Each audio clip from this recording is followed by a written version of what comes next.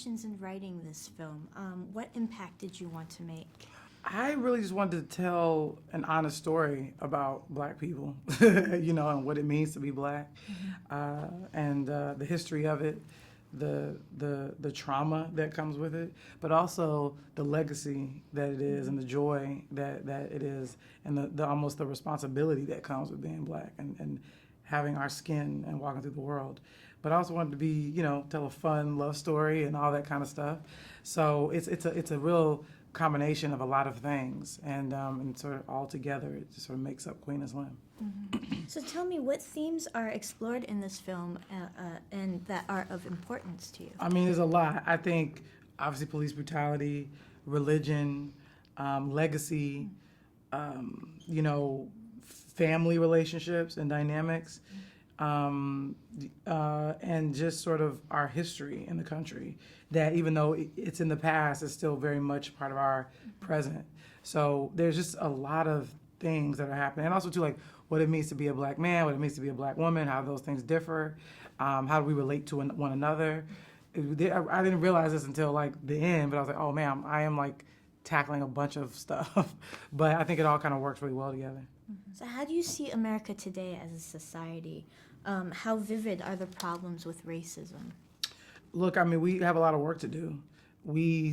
I think, haven't really healed the wounds of our past, and so they're still throbbing, they're still exposed, they're still raw, they're still painful. And I think that's really also what sort of Queen and Slim was born out of, and that, do I live in a much freer country than the one that my mother and her mother's mother were born into? Absolutely. But I still face injustices. I'm still traumatized by Black death that is unjust or unnecessary, I feel, and there's no justice for it. And I think that people feel as if, oh, well, that's just a news story, or this happens. It's more than a news story to me or to our community, because we see ourselves in each other. So when I see a Black person on television that have been shot down for no real apparent reason, it kills a part of me. It scares me, and a lot of us. So we're all sort of traumatized by the news, and I think that's what writing the script sort of helped me to really work out, and I'm still working it out. But me writing this was really about sort of trying to understand my own trauma. So with the films like Get Out, Black Panther, all the Spike Lee films, and this film, can we talk about a renaissance time for Black cinema? Is there such a thing as Black cinema?